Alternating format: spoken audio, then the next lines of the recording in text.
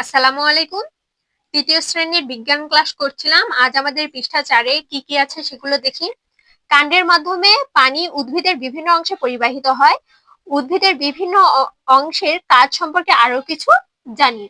কি কি আছে দেখি। উদ্ভিদ তার দেহের বিভিন্ন অংশ ব্যবহার করে নিজের মৌলিক চাহিদাগুলো পূরণ করে থাকে, যেমন মাটি থেকে মূলের সাহায্যে পানি ও পুষ্টি উপাদান সংগ্রহ করে। উদ্ভিদের প্রতিটি অংশের কাজ সুনির্দিষ্ট ও এক অংশের কাজ অন্য অংশ থেকে ভিন্ন। এবার দেখো, আমাদের এখানে একটি চিত্র দেওয়া আছে। চিত্রটি কিন্তু একটি সূর্যমুখী ফুলের। তো প্রথমে দেখি আমাদের কি বলেছে। ফুল ফুল হলো উদ্ভিদের একটি অংশ যা থেকে বীজ উৎপাদন হয়। বীজ বপন করা হলে তা থেকে একসময় নতুন চারা গাছ উৎপাদন হয়। তারপরে রয়েছে পাতা। উদ্ভিদের জন্য প্রয়োজনীয় খাদ্য পাতাই তৈরি হয়। পাতা সূর্যের আলোতে কার্বন ডাই অক্সাইড ও পানির সাহায্যে খাদ্য তৈরি করে। উদ্ভিদ এই সময় আমাদের প্রয়োজনীয় অক্সিজেন বাতাসে ছেড়ে দেয়। তারপরে দেখো কাণ্ড। কাণ্ডতে কি বলা আছে। কাণ্ড উদ্ভিদের শাখা প্রশাখা, পাতা, ফুল, ফল ধারণ করে। কাণ্ডের মাধ্যম দিয়ে উদ্ভিদ তার দেহের বিভিন্ন অংশে পানি, খনিজ লবণ ও খাদ্য পরিবহন করে। তারপরে দেখো চিত্রের মাধ্যমে আমাদের দেখিয়ে দিয়েছে মূল। মূলটা কি। মূল অবলিক শিকড়, অর্থাৎ মূল বা শিকড় মাটি থেকে পানি ও পুষ্টি উপাদান শোষণ করে কাণ্ডের দিকে পরিবাহিত করে। মাটির সাথে উদ্ভিদকে আটকে থাকতে সাহায্য করে। তো চলো আমরা পরের পৃষ্ঠায় চলে যাই। আমাদের পরের পৃষ্ঠায় দেখো এখানে একটি কাজ দেওয়া আছে।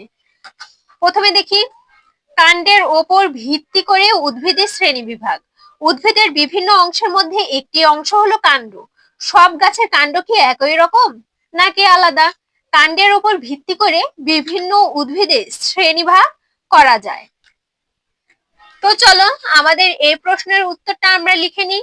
তারপরে আমরা এবার দেখো আমাদের কাজটি আমরা লিখেছি। তো প্রথম থেকে আমরা দেখি সমাধান। কাজের উদ্দেশ্য। কাজের ভিত্তিতে উদ্ভিদের প্রকারভেদ সম্পর্কে ধারণা অর্জন। করণীয়। 1 ও 2 নং নির্দেশনা অনুসারে ছবিতে প্রদত্ত দুইটি গাছের কাণ্ড পর্যবেক্ষণ করি এবং মিল ও অমিল খাতায় লিখি। এই যে আমাদের দুইটি ছবি, সেই দুইটি ছবি সম্পর্কে মিল কি কি দেখো। কাণ্ড আছে, পাতা সবুজ, উভয়েরই কিন্তু কাণ্ড রয়েছে এবং পাতা সবুজ। অমিল। কাণ্ডের বর্ণ আলাদা। প্রথম গাছটি বর্ণ ধূসর, দ্বিতীয় গাছটির আলাদা। কাণ্ডের আকার ভিন্ন। প্রথমটির কাণ্ডের আকার দ্বিতীয়টির কাণ্ডের তুলনায় বড়। তারপরে কি রয়েছে। আকৃতির ভিত্তিতে প্রথম গাছটির কাণ্ড শক্ত, দ্বিতীয় গাছটির কাণ্ড নরম ও চিকন। সহপাঠীদের সঙ্গে আলোচনা। এবার চলো আমরা অমিলের ভিত্তিতে উদ্ভিদকে কয় ভাগে ভাগ করা যায়। 3 ভাগে, যথা বিরুৎ, গুল্ম ও বৃক্ষ। বিরুৎ উদ্ভিদের কাণ্ড নরম, চিকন, সবুজ বর্ণের হয়। এরা গুল্ম উদ্ভিদের চেয়ে আকারে ছোট হয়। গুল্ম উদ্ভিদের কাণ্ড শক্ত কিন্তু বৃক্ষের তুলনায় ছোট। বৃক্ষের কাণ্ড দীর্ঘ ও শক্ত প্রকৃতির। বৃক্ষের আকার বিরুৎ ও গুল্ম উদ্ভিদের চেয়ে বড় হয়। এই যে তোমরা লিখে নিও। এটাই ছিল আমাদের আজকের কাজ। এই কাজ তো পরবর্তী ক্লাসে আমরা এগুলো করব। তো ভালো থেকে সে পর্যন্ত। আল্লাহ হাফেজ।